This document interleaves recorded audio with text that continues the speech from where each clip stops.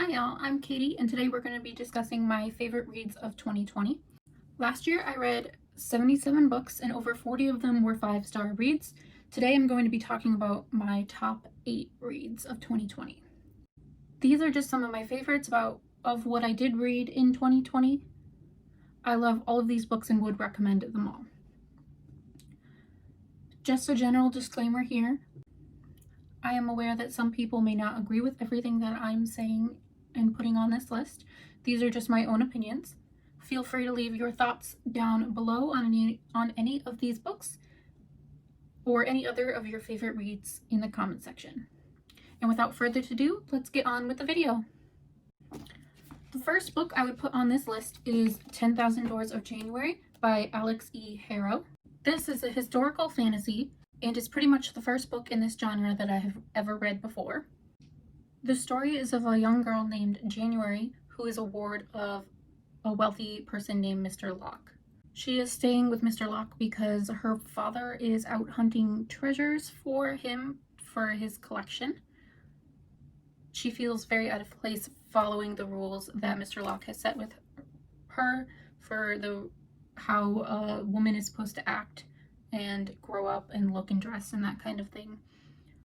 Eventually she finds a book that starts her off on a wondrous journey into her past and into her future.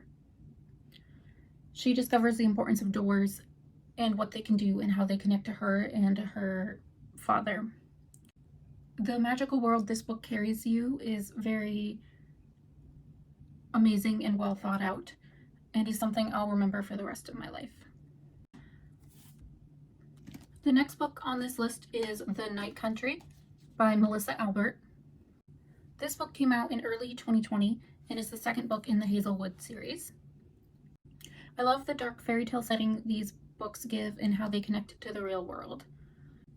In this series, there is a place or house called the Hazelwood that is the entrance to a place called the Hinterland.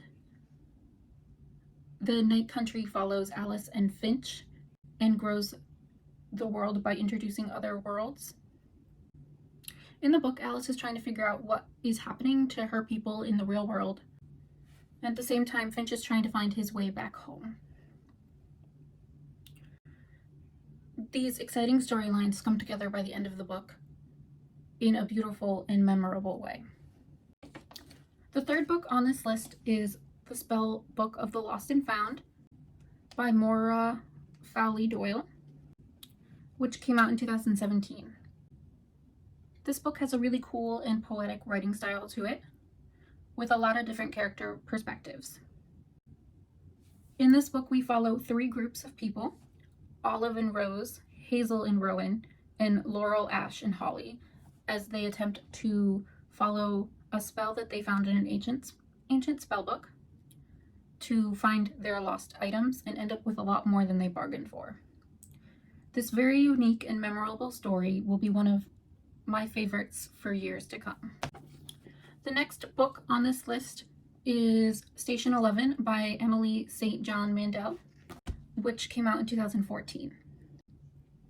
I read this book in late February 2020 when the news was just starting to flood in about COVID-19 and all the seriousness involved with that. And we didn't really have any cases in the US, or not too many in my area at least, and we weren't really sure how far this was all going to go, which I think kind of made the book hit harder for me.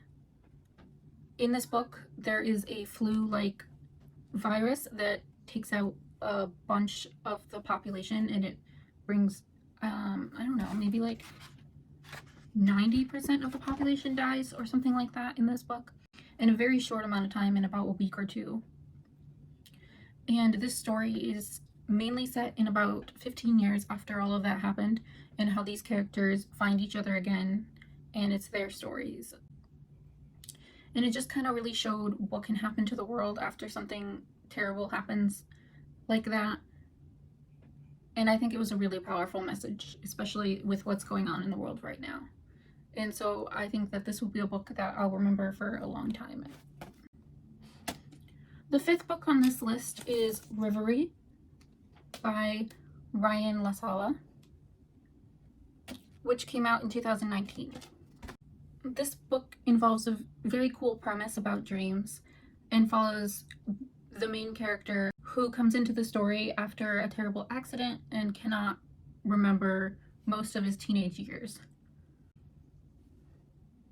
During the story, he begins to piece together everything that happened to him in this world mixed with reality and fantasy and magic.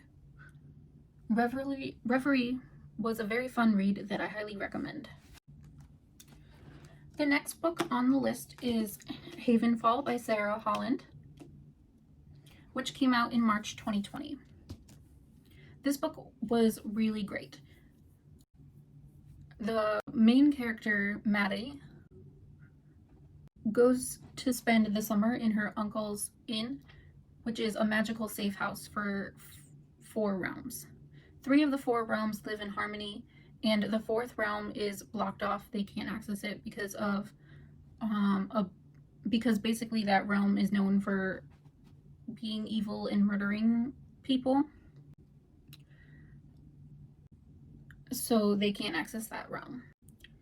This book has magic, mystery, thrills, and much more as Maggie tries to keep everyone at Havenfall safe as she struggles to learn the secrets hidden within the town and the inn.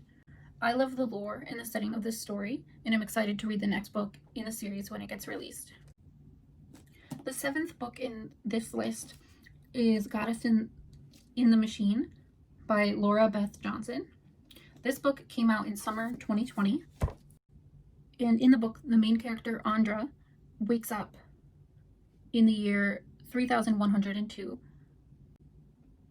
in a world where everyone thinks she's a goddess because of her skills with science and technology. She was cryogenically frozen and was supposed to wake up after about 100 years, but she accidentally woke up 1,000 years later, and everyone she knows is already dead and gone. And she's trying to figure out what happened to them, and at the same time also help the people of this world try to fix their technology, because if they don't get it fixed, then they won't be able to survive in the dying world.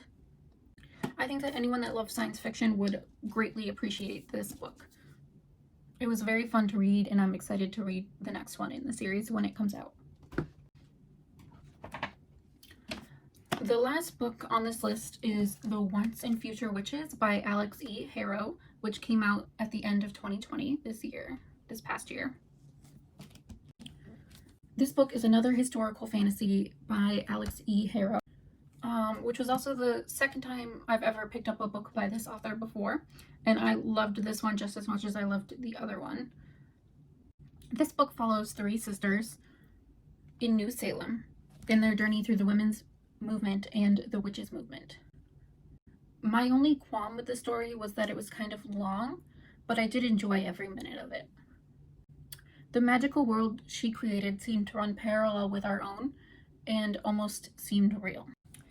The songs, stories, and words from women all over the world and throughout time were the secrets and spells that were gathered and discovered by women in this book. This is a very powerful story about women who refused to let politics and political figures dictate their rights and how they used magic to stop them. The world building and magical elements made this story very beautiful and exciting to read. Alright, those were all my favorite books that I read in 2020. All in all, I think it was a pretty good year with many of the books deserving of this list. Let me know in the comment section below if you've read any of these books I mentioned today and what your thoughts on them were. If you enjoyed this video, if you could hit the like button and subscribe down below to see future videos from me. And until next time, bye guys.